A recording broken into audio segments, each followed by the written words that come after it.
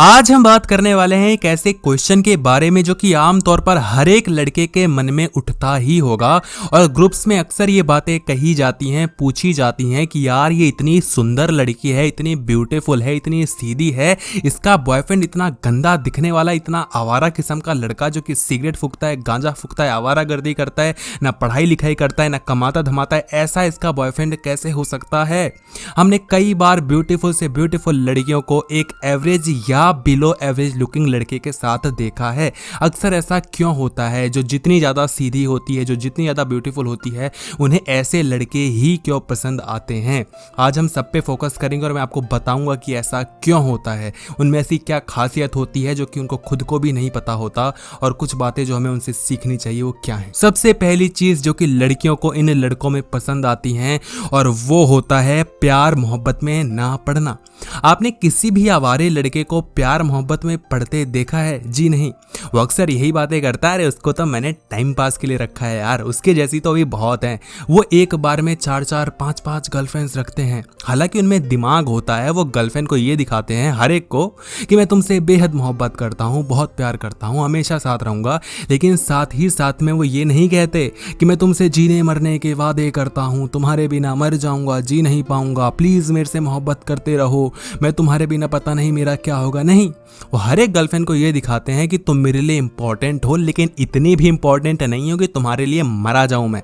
वो कई बार उनको इग्नोर करते हैं क्योंकि एक के साथ दूसरे को भी तो टाइम देना होता है ना। इस तरीके से वो लड़की को सर पे नहीं चढ़ाते, और दूसरी ओर जो सीधा लड़का होता है वो लड़कियों को अपने सर पे चढ़ा लेता है।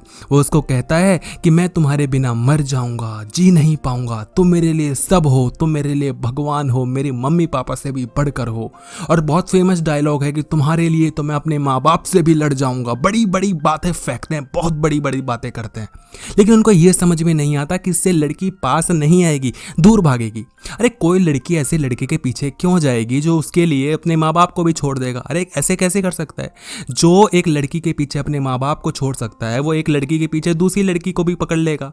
एक लड़की को छोड़ के दूसरी लड़की के पीछे चले जाएगा, तीसरी के पीछे चढ़ा जाएगा। जो अपने माँ बाप का सगा नहीं हो, किसी खाक लड़की का सगा होगा? जी नहीं होगा। और ये लड़कियां अच्छे से समझती हैं। इसीलिए मैं बार बार कहता हूँ, लड़कियों को सर पे मत चढ़ाओ। प्यार है, अच्छी बात है, अंधा प्यार मत करो, अंधे होके प्यार मत करो, प्यार में अंधे मत हो जाओ। लेकिन हम यही करते हैं। और जो बैड बॉयज़ होते हैं, आई मीन बैड बॉयज़ से मेरा मतलब है जो कि आवारे किस्म के लड़के होते हैं, उन्हें कोई परवाह नहीं होती। लड़की आज नहीं कल छोड़ के चली जाए, हमें घंटा फर्क नहीं पड़ता, दूसरी लड़कियां पड़ी हैं।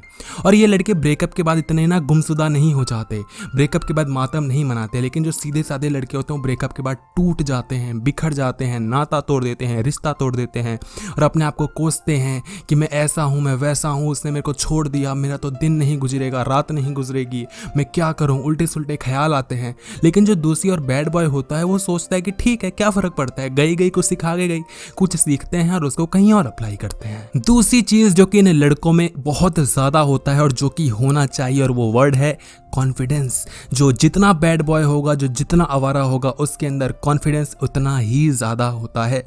तुमने आसपास लोग देखे होंगे, एक ऐसा ग्रुप जो कि पढ़ते लिखने वाले बच्चों का बना हुआ है, जो सीधे साधे लड़के हैं, और दूसरा एक ऐसा गैंग है जो कि आवारागर्दी करता है, गुंडागर्दी करता है। आए दिन किसी को पीट दिया, बाइकें दौड़ा रहे हैं, लड़कियां बटा रहे हैं, घूम रहे हैं, सिगरेट फूक रहे हैं, गांजा मार रहे हैं। ये वही बंदे जो कि कॉलेज से बंक मार के इधर उधर घूमते हैं, जिनको पढ़ाई लिखाई से मतलब नहीं है, जिनको पढ़ने लिखने से और कमाने धमाने से मतलब नहीं है। बाप का पैसा है, बाप दादा की खेतों की ज़मीन है, और जो भी है बिजनेस है, जो भी है। इन दोनों में से कॉन्फिडेंस किसके पास ज़्यादा होता है? जो पढ़ते लिखते हैं? जी नहीं। ये हमेशा दब्बू टाइप के रहते हैं, ये अंडर प्रेशर रहते हैं कि हमें तो पढ़ना है, पढ़ लिख के आगे बढ़ेंगे। मैं ये नहीं कह रहा कि इनमें कोई चीज़ खराब है, बहुत अच्छी बात है, ये अपनी राह पर एकदम सही चल रहे हैं। मैं ये भी नहीं कह रहा कि इनको बिगड़ जाना चाहिए, बिल्कुल जहाँ पर है सही है।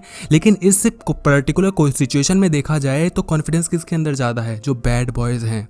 वो लड़की के पास जब जाते हैं तो उनको घंटा फ़र्क नहीं पड़ता कि लड़की मना कर देगी। उनको ये फ़र्क नहीं पड़ता कि अगर मैं गया और लड़की ने कुछ कह दिया तो क्या होगा मेरा, क्योंकि उनके पीछे का सपोर्ट इतना ज़्यादा होता है। उनके दोस्त बड़े हरामी होते हैं, अबे जाना, अबे लड़की मस्त है, अबे माल है, आगे पटा गए तो देख, अबे कोई दिक्कत नहीं, हम देख लेंगे, जो बीच में आएगा फाड़ देंगे। ये एटीट्यूड होता है उनके अंदर, पूरा कॉन्फिडेंस होता है। वो हर एक तरीके से लड़की के साथ भिड़ सकते हैं। एक लड़की के पीछे पड़े, उसका पहले से बॉयफ्रेंड है, तो भी उनको घंटा फ़र्क नहीं पड़ता। और ये छोटी छोटी चीज़ें उनके अंदर कॉन्फिडेंस लेकर आती है। मैं आपको प्रोवोक नहीं कर रहा हूँ कि आप बिगड़ें, बट मैं आपको एक चीज़ समझा रहा हूँ कि कॉन्फिडेंस का कितना ज़्यादा महत्व है। उनका कॉन्फिडेंस बेशक नई नेगेटिव चीज़ों के लिए है, लेकिन एटलीस्ट है तो, और हमारे अंदर तो वो कॉन्फिडेंस भी नहीं होता है। इसलिए मैं कहता हूँ कॉन्फिडेंस लेकर आओ। वो लड़की से बेफिक्री से जाकर बात करते हैं, कूल एटीट्यूड होता है जिसको बेफिक्र एटीट्यूड कहते हैं, उनको परवाह ही नहीं होती। और तुमने बहुत बार देखा होगा कि ये लड़के जाकर कई बार प्रपोज भी कर देते हैं और कई बार लड़की पट भी जाती है। लड़कियों को ऐसे लड़के पसंद आते हैं क्योंकि इनके अंदर कॉन्फिडेंस अच्छा होता है, एटीट्यूड अच्छा होता है, ये अपने आप को बन ठन के भी रखते हैं। और दूसरी ओर जो सीधा लड़का होता है वो फ्रेंड जोन्ड हुआ फिरता है। वो क्या करता है कि भाई बहुत अच्छी लड़की है, हम इससे दोस्ती करेंगे, फ्रेंडशिप करेंगे, मेरी फ्रेंडशिप ना टूट जाए, मैं कैसे इसको प्रपोज कर दूं, कहीं प्रपोजल के चक्कर में हमारी फ्रेंडशिप भी चली गई तो क्या होगा। वो साल 2 साल भर तो अपनी बातें कह भी नहीं पाता और ये फिर लगाता है दिमाग कि मैं क्या करूं यार, अब तो हम फ्रेंड जोन्ड हो गए हैं, अब तो हम कुछ कर ही नहीं। ऐसे नहीं चलता मेरे भाई। एक टाइम ऐसा आता है जहां पर तुम्हें अपने मन की बात कहनी होती है और स्टार्टिंग से ये चीज़ लेकर चलो कि मैं फ्रेंड जोन नहीं होऊंगा। मैं ये भी नहीं कह रहा हूँ कि तुम प्रपोज मार दो या ये दिखाओ कि मुझे बहुत प्यार है तुमसे, नहीं, बट ये भी मत दिखाओ कि मैं बिल्कुल एक नमूना हूँ जो कि फ्रेंड जोन हो जाऊंगा तुमसे, तुम मुझसे अपना काम करवा लोगी, नहीं। इसलिए मैं कहता हूँ एक ऐसा एटीट्यूड लेकर चलो जहाँ लड़की को तुम ये दिखाओ कि मैं ऐसा लड़का नहीं हूँ जिसको तुम यूज कर लोगी, नहीं। तो जब एक सीधा साधा लड़का लड़की को पटाने की सोच रहा होता है, ठीक उसी टाइम एक बैड बॉय लड़की को जाकर अपनी बातें कह चुका होता है। चल जाता है तो ठीक है, नहीं चलता तो दूसरी के पीछे बढ़ता है। और एक चीज समझो कि पहली बार में लड़की रिजेक्ट ही करती है। ये रिजेक्शन को ऐसा नहीं लेते कि ये क्या हो गया, अब तो मैं बर्बाद हो गया, नहीं। हर लड़की पहले रिजेक्ट करती है, फिर लड़के के रिएक्शन को ऑब्जर्व करती है और अगर वो रिएक्शन कूल रहा या लड़का ऐसा दिखाए कि मुझे अब तो फर्क नहीं पड़ता, तो लड़की दोबारा उसके पीछे पड़ जाती है। This is final fact. इसलिए जब लड़की रिजेक्ट किया करे तो ये मत सोचा करो लड़की ने तो नाता ही तोड़ दिया, नहीं।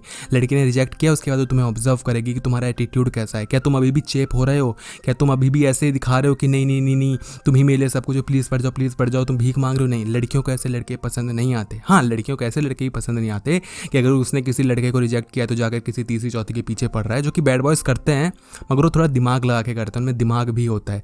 थर्ड एंड बहुत इंपॉर्टेंट पॉइंट कि girls want security and fun.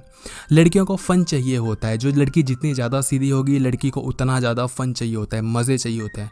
उसने लाइफ में कुछ किया नहीं होता, उसने लाइफ में हमेशा वो घर के अंदर बंद रही है, माँ बाप ने पढ़ने लिखने के लिए ही कहा है। जो जितनी ज़्यादा सीधी सादी होगी उसने उतना ज़्यादा दुनिया देखी नहीं है। और इन लड़कियों को बहुत चाव होता है कि उनको दुनिया देखनी है, ऐश करनी है, जो होता है ना ज़िंदगी में ऐश करनी है। ये लड़कियां फिर सोचती हैं कि किसी एक ऐसे लड़के के साथ जाया जाए जो कि ऐश करवाए। फिर ये लड़कियां चूज़ करती हैं बैड बॉयज़ को, जो कि इनको पब्स में घुमाते हैं, क्लब्स में घुमाते हैं, फिराते हैं, नई नई जगह ले जाते हैं, ऐश करवाते हैं।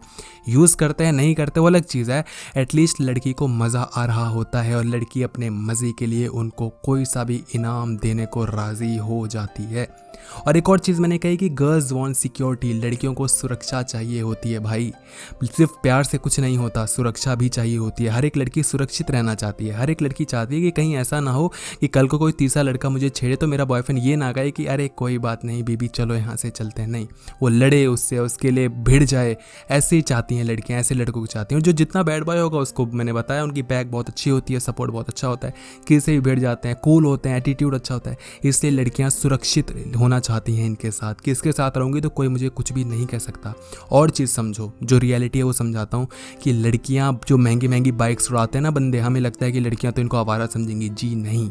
लड़कियाँ ऐसे लड़कों पे फिसलती हैं। महंगी बाइक्स, महंगी गाड़ियाँ, लड़कियाँ इन चीज़ों पे फिसलती हैं। This is fact. जो जितना आवारा होता है उसको पैसे उड़ाने की वैसी हिल्लत होती है, आवारागर्दी करता है, पैसे उड़ाता है, लड़की को ले जाता है, खिलाता पिलाता है, ऐश करवाता है, मूवीज़ दिखाता है, सब कुछ करवाता है। और लड़कियों को ये चीज़ पसंद आती है। हर एक लड़की चाहती है, लड़की में मुफ्त खोरी होती है। लड़की चाहती है कि उसका जो बॉयफ्रेंड है वो उस पर पैसे उड़ाए। महंगी महंगी बाइक्स और जो महंगी महंगी गाड़ियाँ होती है, लड़की इस पर फिसल जाती है। महंगे महंगे ब्रांड्स, आईफोन्स, कपड़े, लड़कियाँ इस पर फिसल जाती हैं।